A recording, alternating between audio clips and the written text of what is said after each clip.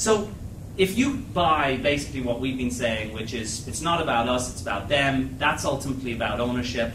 That if you really want to think about things like sustainability and scale, you think about it in terms of countries, and that means governments and their citizens' ability to hold those governments accountable. How does a development professional think about that? How does a defense professional think about that? And how does a diplomatic professional think about that? Because that's the debate that's going on over the next year. Everybody's talking about ownership, but they mean different things. So here's how it plays out in Afghanistan. A lot of I think many of you have seen or read or heard about the new Afghanistan-Pakistan plan. There's going to be a lot more money for Afghan ownership.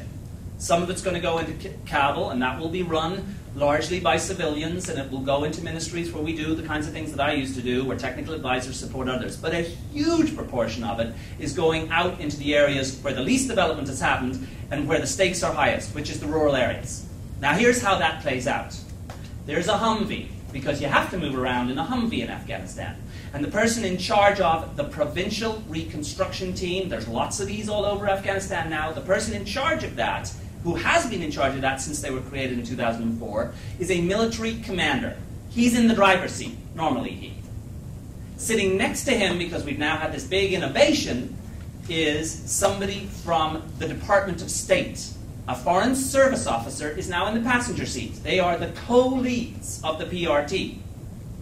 In the back seat, they're allowed in the car, is the USAID professional who's part of the PRT but takes their orders from the Department of State in the passenger seat and the military commander who's really running the show because they're driving.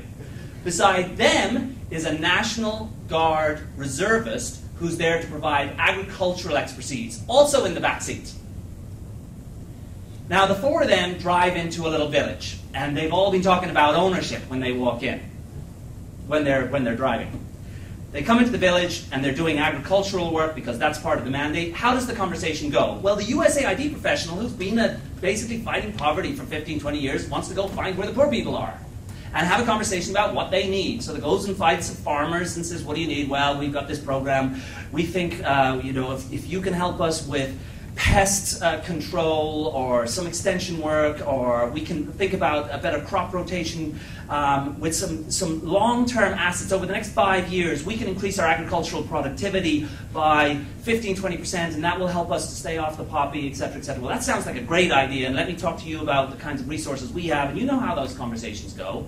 So they've got their plans where hopefully they've been listening to the farmers. That conversation's great, and they come back to the the Humvee, where this is the problem, where the commander who runs the PRT and the FSO officer, who's probably an incredibly thoughtful, well-informed, well-prepared person to be in Afghanistan, has been given the mission, what is in the United States' immediate interests? That's their job.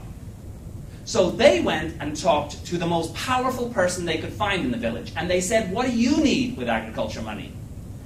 And the local chief said, what I need is a big cold storage thing right beside my farm. Because if I have that cold storage thing, all these farmers, which you need to keep under control so that they don't join the Taliban, are going to need me. You need me powerful. Give me the cold storage. You've got a pile of money, and it's either going to go to long-term agricultural development work, or it's going to go to that nice big cold storage and the empowerment of the local chief.